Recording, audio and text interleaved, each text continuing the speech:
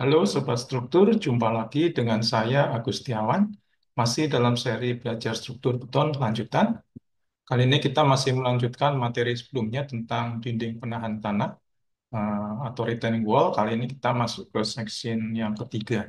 Nah, di section yang ketiga ini kita akan belajar tentang bagaimana cara memeriksa kondisi geser dan cooling dari suatu dinding penahan tanah agar memenuhi syarat dari keamanan. Nah, dalam pembelajaran ataupun video sebelumnya, kita telah menghitung bagaimana menentukan besarnya tekanan tanah aktif dan pasif ya, Sobat Struktur. Jadi, di pertemuan sebelumnya kita hitung tekanan tanah aktif dan pasif. Jadi, kalau di gambar ini adalah tekanan tanah aktifnya, kemudian ini adalah tekanan tanah pasifnya atau HP. Di pertemuan ataupun video sebelumnya kita sudah pelajari. Nah, kemudian kali ini kita akan meninjau gaya-gaya lain yang bekerja pada satu dinding menahan tanah, sehingga kita bisa memeriksa potensi geser dan guling yang terjadi pada dinding penahan tanah kita. Jadi kalau misalkan kita di satu dinding penahan tanah seperti pada gambar, kemudian dikenakan beban timbunan dari sisi sebelah atasnya, bisa berupa beban timbunan ataupun beban kendaraan ataupun beban yang lain yang harus dipikul oleh atas tanah tersebut. Ada beban WS seperti ini. Kemudian WS ini akan menimbulkan tekanan pada dasar dinding penahan tanah. Jadi bagian dasarnya adalah di bagian ini, yang tingginya adalah setinggi H kecil dari atas permukaan tanah. Jadi akibat timbunan ataupun beban lainnya itu bekerja tekanan sebesar PS, yang besarnya sama dengan HS dikalikan dengan tinggi tanahnya. Kemudian PS ini kita kalikan dengan ketinggian, kita dapatkan si tekanan aktif yang pertama, gaya akibat timbunan tanah, timbunan tanah di sini. Kemudian HA2 kita sudah hitung kemarin akibat berat soil ini, setinggi H. Jadi HA2 itu kemarin adalah sama dengan CA dikalikan gamma tanah, dikalikan ketinggian tanahnya, gitu ya. Kita dapatkan si HA-nya. Oh, dikalikan dengan, karena luas ini adalah CA dikali gamma kali H adalah ini, PA. Ini, ini adalah si PA-nya. Dikali dengan apa? Dikali dengan, karena bentuknya segitiga, maka dikali setengah dikalikan H. Untuk mendapatkan HA2. Kemudian untuk bagian tanah pasif, seperti di sini, ketinggian timbunan di depan dinding penahan tanah kita adalah H aksen, maka di bagian alas itu bekerja tekanan tanah pasif sebesar PP. Nah, sehingga kita bisa menghitung resultan gayanya, HP itu sama dengan setengah kali H aksen dikalikan dengan PP. Jadi sekarang kita sudah menghitung tekanan-tekanan ataupun gaya horizontal akibat apa tanah timbunan tanah aktif, tanah pasif serta beban timbunan ataupun beban dari atas yang bekerja di atas tanah tersebut. Nah, gaya HA dan HA1 dan HA2 ini akan cenderung mendorong dinding penahan tanah, jadi arah gayanya ke kiri begitu ya, kita asumsikan ke kiri. Gaya ini akan diimbangi oleh gaya penahan F yang besarnya adalah sama dengan mu dikali R ditambah HP. Jadi ini HP, kemudian R itu adalah jumlah semua beban gravitasi. Jadi R itu sama dengan W1 tambah W2 tambah W3. Jadi kalau di bagian ini adalah berat dinding penahan tanah, berat tanah yang kotak ini, sebatas kotak ini adalah W2. Kemudian W3 adalah berat daripada si telapaknya, telapak daripada dinding penahan tanah. Nah, sehingga kemudian kita kalikan dengan mu adalah koefisien gesek tanah, sehingga kita dapatkan satu gaya F gitu ya. F sama dengan mu R tambah HP. HP kita udah tahu tadi adalah, nah ini adalah total gaya-gaya yang bekerja, gaya horizontalnya. Kita sudah punya F, kita sudah punya HA1, HA2, kita sudah punya HP. Ya. Nah, tinjauan terhadap bahaya geser ini harus ditentukan, hitung terhadap satu faktor keamanan dengan cara bagaimana bahwa faktor keamanan yang terjadi itu sama dengan F dibagi dengan tekanan aktif atau gaya akibat gaya aktif tadi. F kita sudah dapatkan tadi mu R ditambah HP, ini adalah F-nya. Kemudian HA kita tentukan akibat tekanan ataupun gaya aktif, HA1 tambah HA2 itu. Nah, rasio F dibagi HA ini harus lebih besar daripada 1,5. FK atau faktor keamanan ini tidak boleh kurang dari 1,5 apabila tekanan tanah pasif diabaikan. Jadi pada beberapa perencana struktur bisa saja mengabaikan HP sehingga FK-nya berkurang 1,5. Tapi kalau HP ingin ikut diperhitungkan, maka faktor keamanan tadi FK-nya harus lebih dari 2, terus minimal 2. Kalau HP-nya kita perhitungkan. Nah, kemudian kita periksa terhadap bahaya cooling. Jadi kita tentukan momen-momen cooling yang terjadi pada dinding penahan tanah kita serta momen penahan yang terjadi. Nah, momen cooling disebabkan oleh tekanan tanah aktif serta beban timbunan yang bekerja, gitu ya. Jadi kita hitung terhadap satu titik, katakan di sini titik O, itu ini adalah titik penghitung momennya. Jadi HA1 kita kalikan dengan H per 2, HA1 kita kali H per 2.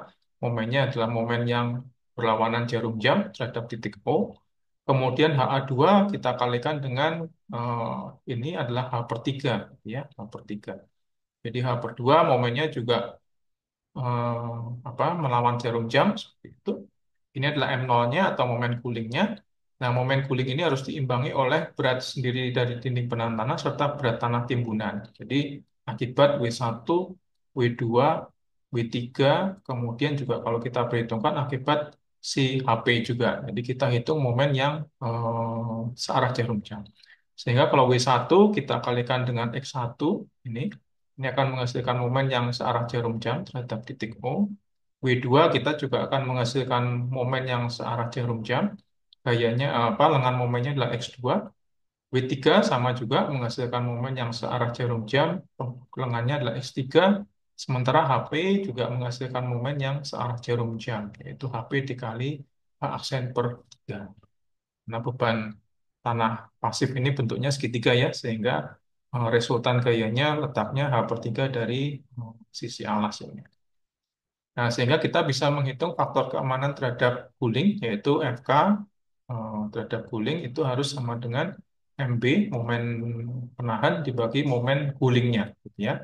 Di MB tadi yang ini MB, kemudian dibagi M0 atau momen coolingnya, ini nilainya harus lebih besar sama dengan 2,0. Oke, kita lihat satu contoh soal.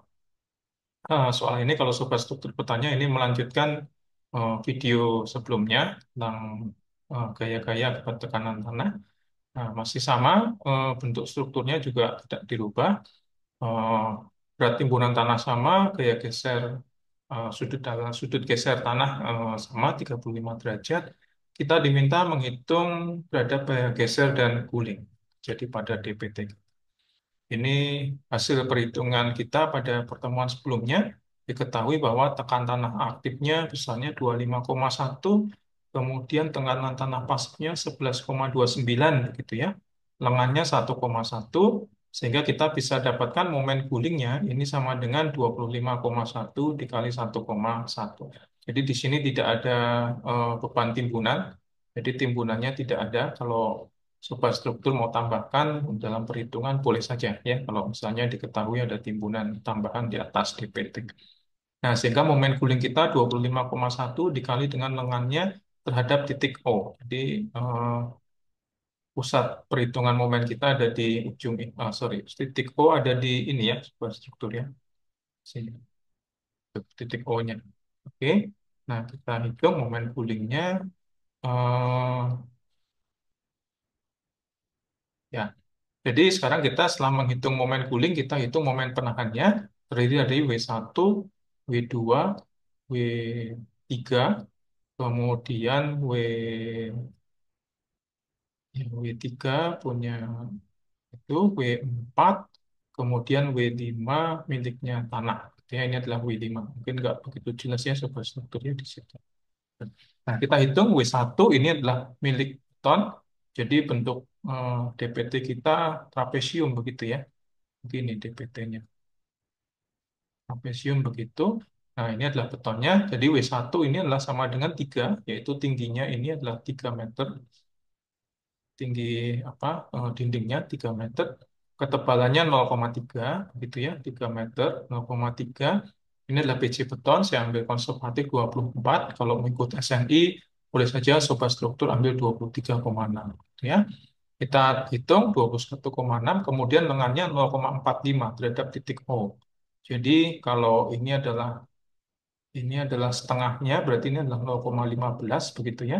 Sementara dari ini, ini adalah 0,3 sehingga lengannya si W1 adalah 0,4. Kita hitung W2 bagian segitiga ini, berarti sama dengan setengah kali tinggi totalnya ini 3, tinggi segitiganya ini 3 gitu ya. Kemudian alasnya ini adalah sama dengan eh, karena ini 1 meter, kemudian tebal ini 300 gitu ya. 300, 0,3 berarti ini 0,7. Gitu. Sehingga bagian segitiga itu setengah kali tinggi dinding dikali 0,7 lebar telapak lebar alas segitiga itu 0,7 ini.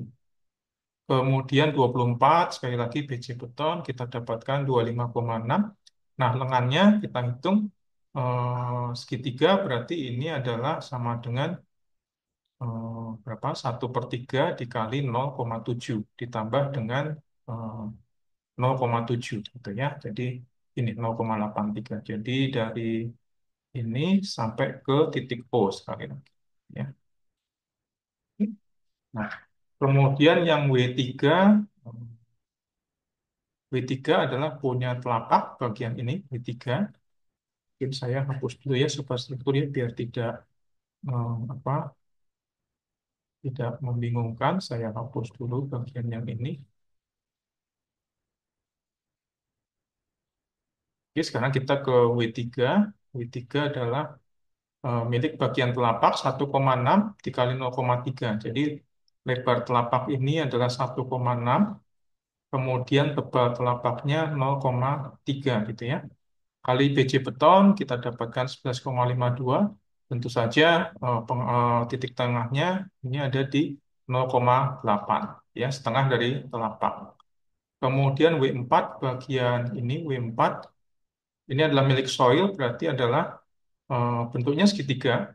Ini kita lihat tingginya 3 meter gitu ya. 3 meter.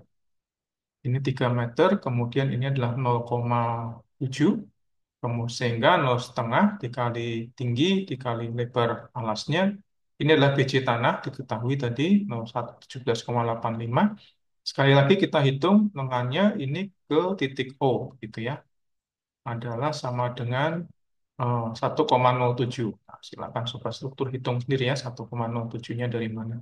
Kemudian W5 bagian kotak masih berupa tanah. Ini adalah 0,3 begitu. Tingginya 3 meter. 3 kali 0,3 biji tanah. Lengannya 15,3. Jadi dari ini sampai ke titik O. Ini adalah 1,45 gitu ya. Nah, sehingga kalau kita kalikan berat dengan lengannya masing-masing gitu ya. Kita dapatkan momen penahannya. Tuh, momen penahan dari kelima unsur tersebut. Dalam hal ini HP kita abaikan ya, HP kita abaikan, kita tidak perhitungkan. Kalau mau dihitung juga boleh ya, Sobat. Sehingga kemudian berat total penahan ini kalau kita sum, ini adalah faktor R-nya gitu ya.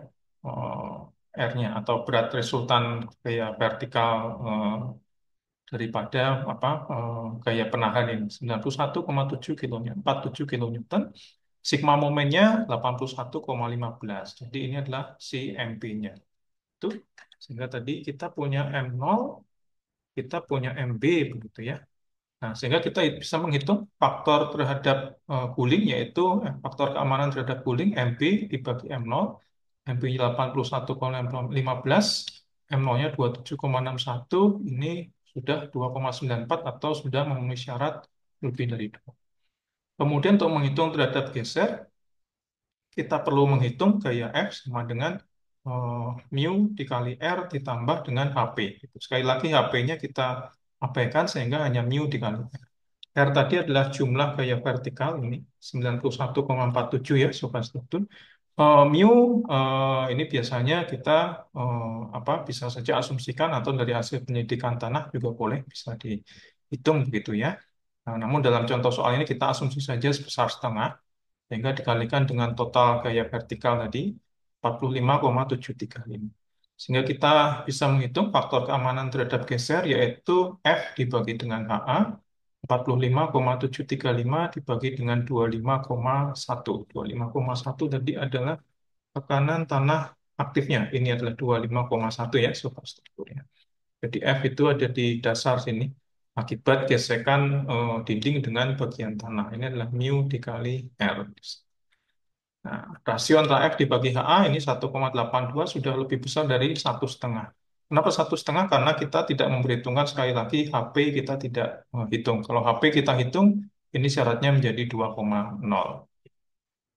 Baik, mungkin itu dulu Sobat Struktur. Kita sudah mempelajari bagaimana memeriksa dinding geser kita terhadap risiko geser dan cooling yang memenuhi syarat sehingga kalau dinding kita sudah jadi nantinya tentunya menghasilkan satu struktur yang aman untuk digunakan.